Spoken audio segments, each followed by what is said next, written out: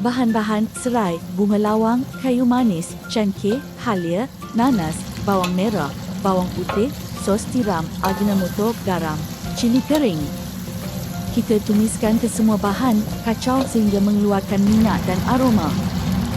Seterusnya, kita masukkan usus yang telah direbus dan dibersihkan.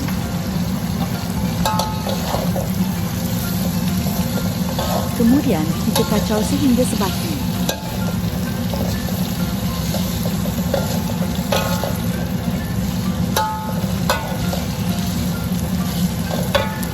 Akhir sekali, kita masukkan buah nanas yang telah dikerat.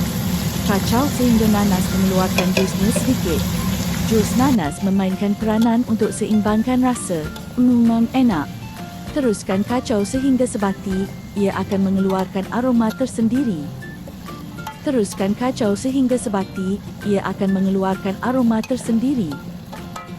Masukkan beberapa potong cili hijau juga.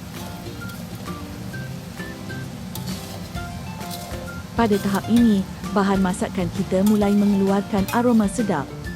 Tandanya sudah mahu masak.